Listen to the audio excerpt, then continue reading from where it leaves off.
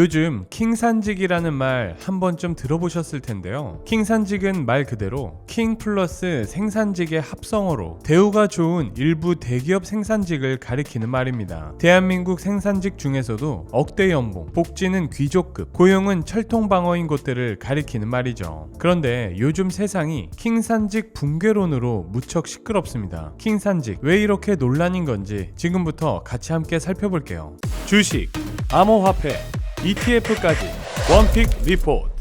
킹산직, 대표적으로 현기차, 삼성전자, 포스코 같은 대형 제조업 정규직 근로자들이 해당됩니다. 같은 근로자라 불리지만 이들은 한국 노동시장의 최상위 티어에 속하죠. 일단 연봉부터 이미 판이 다릅니다. 신입 초봉부터 충격적인 금액인데요. 물론 회사나 연도별 차이는 있지만 기본 7천에서 8천만 원입니다. 게다가 기본급에 더해 입사 첫 해부터 명절 상여금, 분기별 성과급, 각종 수당까지 웬만한 대기업 대리 과장급 연봉을 신입이 받는 셈입니다. 그러니까 당연히 평균 연봉은 억 단위를 훌쩍 넘죠. 2024년 각종 언론과 사업보고서를 기준으로 이른바 킹산직이라 불리는 이들의 평균 연봉은 1억에서 1억 2천만 원 정도인데요. 흔히 생산직은 연봉이 낮다는 인식이 있지만 킹산직 앞에서 완전히 무너지죠. 그리고 시간이 흘러 숙련공이 되고 장기 근속에 특근을 풀가동할 시 연봉은 더 높아져요. 1억 3천만 원에서 1억 5천만 원 이상까지도 가능합니다. 게다가 이 킹산직들은 연봉만 센 게 아니에요. 진짜 좋은 건 회사에서 주는 복지인데 삶 전체를 거의 회사가 책임지는 구조에 가깝습니다. 현대기아차는 아무래도 자동차 회사답게 근속 연수에 따라 평생 2에서 3대 정도의 신차를 최대 30%까지 할인해줍니다. 물론 배우자나 자녀 명의도 가능하고요. 그리고 본인과 직계가족의 의료비 지원뿐만 아니라 횟수 제한 없이 자녀 대학교 등록금을 전액 지원하는 파격적인 조건입니다. 차 사고 병원 가고 애 대학 보낼 걱정이 없다면 사실상 생활에서 중요한 거의 대부분이 해결되는 셈이죠. 그렇다면 국내 최고 수준이라는 삼성전자는 어떨까요? 삼성은 생산직도 당연히 복지가 좋은데요. 국내 최고 수준의 성과급과 종합 건강검진의 의료비 지원, 직원 대출과 사내 기숙사, 통근버스까지 팍팍 지원합니다. 그리고 포스코도 만만치 않은데요. 일단 아파트를 무상으로 제공합니다. 이것도 직원 전용 대출 제도가 있고요. 자녀 대학 등록금 전액에 해외 유학까지 지원하죠. 이쯤 되면 정말 일할 맛 나지 않을까요? 여기까지만 봐도 킹산직은 킹산직이네 라는 생각이 드실 텐데요. 사실 알고 보면 킹산직의 진짜 힘은 연봉도 복지도 아닌 바로 노조의 파워에서 나옵니다. 귀족 노조라는 말이 괜히 생긴 게 아니에요. 특히 현대차 노조는 매년 임금 단체 협약을 할 때 파업권을 행사할 수 있는 힘을 갖고 있습니다. 자동차 생산이 멈추면 매출, 수출, 주가까지 직격탄을 맞을 수밖에 없기 때문에 오죽하면 현대차뿐만 아니라 정부도 현대차 노조의 눈치를 본다고 할 정도죠. 이렇게 강력한 노조가 있으니 사실상 만 60세까지 정년 보장이 걱정 없습니다. 징계나 해고도 극히 어렵죠. 그래서 같은 대기업이라도 오히려 사무직보다 생산직의 고용 안정성이 압도적입니다. 하지만 이렇게 노조 파워가 세다 보니 논란도 있는데요. 일부 대기업 노조의 단체 협약엔 정년 퇴직자나 장기 근속자 자녀 우선 채용 조항이 존재한다고 해요. 당연히 법원에서는 불법 판결을 받았지만 암묵적, 우회적으로 특혜 의혹은 여전히 남아 있습니다. 킹산직의 채용 공고가 하나 뜨면 수만 명의 청년이 몰리는 마당에 만약 암암리에 이런 특혜가 이루어지고 있다면 과연 이게 공정 경쟁이 맞냐, 고용 세습 아니냐 여러 논란이 불거질 수밖에 없죠. 사실 이런 것 자체가 역설적으로 킹산직이 얼마나 파워를 가졌는지를 증명하기도 하고요. 이 정도면 평생 안전한 직업 아닌가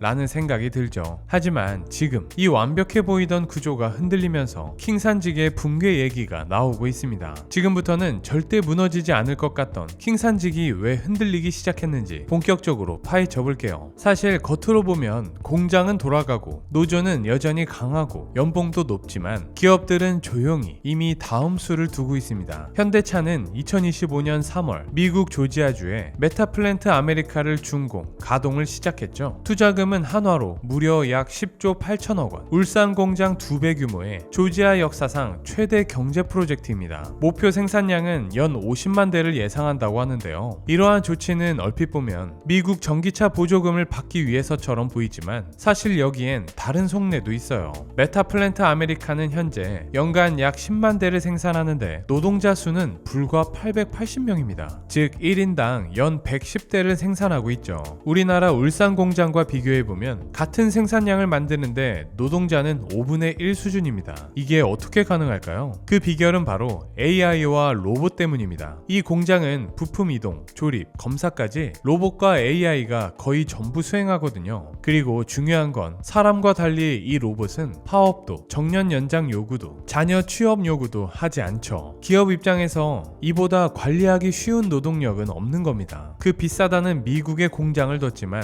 비싼 인건비 걱정은커녕 오히려 통제 가능성과 생산성을 높이는 선택이었죠. 현대 말고도 삼성과 LG 역시 비슷한 방식으로 움직이고 있습니다. 고도화 전략 아래 공장은 스마트해지고 사람은 줄고 있죠. 삼성전자의 반도체 공정은 이미 세계 최고 수준의 무인화 기술을 갖고 있습니다. 기존 생산직들은 이제 단순 작업자가 아닌 장비 관리, 오퍼레이터 역할로 전환됐죠. 대놓고 현재 있는 생산직 인원을 줄이진 않았지만 이렇게 되면 결과적으로 단순 생산직 고용은 계속 감소할 수밖에 없습니다. 이 밖에도 LG전자 역시 창원 등 국내 가전 공장을 스마트 팩토리로 전환했는데요. 때문에 인력 수요가 줄었고 기존 인력은 장비 운용, 데이터 분석 쪽으로 재교육 후 배치하고 있는 상황이죠. 또한 베트남이나 인도의 해외 생산 기지를 빠르게 확대하고 있습니다. 진짜 생산은 해외에서 대부분 이루어지죠. 국내 공장은 시제품이나 R&D 지원, 고부가 가치 역할 중심으로 변하고 있습니다.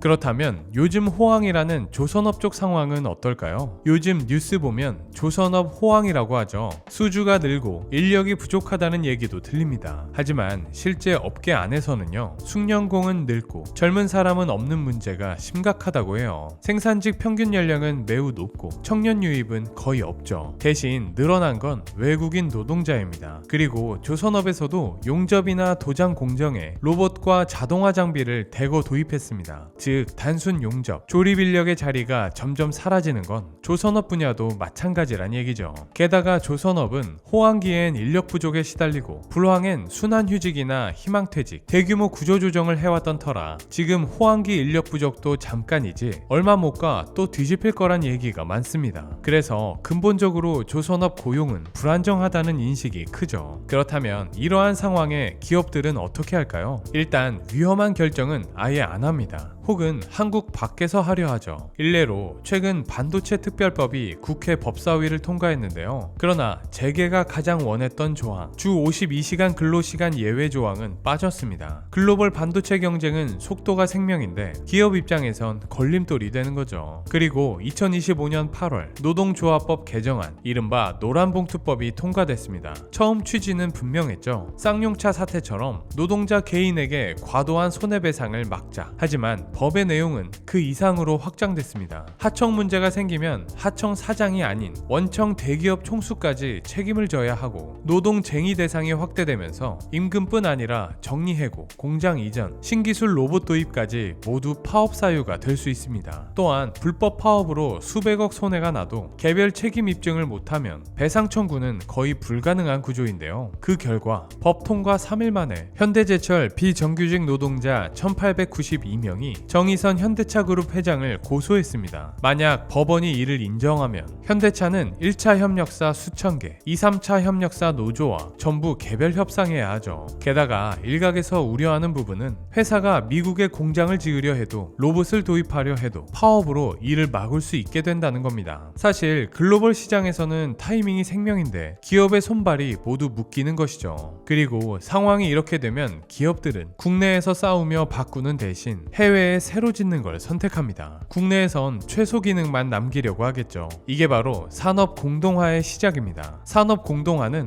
말이 좀 어렵지만 뜻은 단순해요. 공장은 남아있는데 산업은 사라지는 현상, 즉 산업의 몸통이 빠져나가고 껍데기만 남는 겁니다. 핵심 생산은 해외로 가고 기술 개발도 해외에서 이루어지고 돈 되는 공정도 밖에서 돌아가요. 신규 투자를 중단하고 핵심 공정을 이전하고 채용을 축소하고 젊은 사람은 안 들어오고 남은 인력만 늙어가는 거죠. 물론 이러한 기업들의 움직임을 비판하는 시각도 있지만 킹산직 귀족 노조에 대한 국민들의 여론도 전부 좋은 건 아닙니다. 노조가 노동자를 지키는 게 아니라 특정 노동자만 지킨다는 인식 때문인데요. 말로는 비정규직 보호를 외치지만 실제로는 노조 가입을 반대하고 정규직 전환에 소극적이라 내부자 이익에 집중한다는 비판이 나오고 있어요. 이렇게 비정규직 연대엔 소극적이고 앞서 말한 고용세습 관례까지 평균 연봉이 1억 원이 넘는데 파업과 임금 인상을 요구하는 노조를 보며 배부른 투정을 하는 게 아니냐며 비판적인 시선을 보내고 있습니다. 예전의 제조업은 싸게, 많이, 안정적으로 만들면 이기는 게임이었습니다. 근데 지금은 판이 바뀌었어요. 이젠 제조업이 기계나 소프트웨어 데이터로 굴러갑니다. 사람의 손보다 시스템의 뇌가 더 중요해진 거죠. 자동화는 선택이 아니라 생존이 됐습니다. 중국을 비롯한 경쟁국들의 기술은 빠르게 발전하고 있는데 우리는 점점 뒤처지고 있는 상황이죠. 만약 이대로 기술 발전 없는 상황에서 노동시장의 유연함과 규제 완화도 없다면 한국 제조업의 미래는 어두울 수밖에 없습니다. 결국 고연봉의 높은 복지를 누리던 킹산직의 입지도 사라질 수밖에 없죠. 마지막에 남는 것은 귀족 노조라는 이름뿐일 수도 있습니다. 신규 투자와 일감은 사라지고 텅 빈 공장을 정년까지 지키는 고령의 노동자들만 남는 미래가 결코 과장이 아니라는 경고가 나오고 있는 상황. 생산직의 몰락은 특정 직군의 문제가 아닙니다. 대한민국 경제의 허리가 무너질 수도 있다는 얘기죠. 미국이 제조업 부활을 외치며 공장들을 미국 내로 다시 불러들이는 것도 결국 제조업이 한 나라의 경제 버팀목이기 때문입니다. 이제 필요한 건 좁아지는 입지 속에서 권리를 지키려는 싸움이 아니라 변화하는 산업 속에서 함께 살아남는 방안을 모색하는 일. 어떤 협력과 선택을 해야 하는지 그 고민이 필요합니다. 오늘 준비한 내용은 여기까지입니다. 시청해주셔서 감사합니다.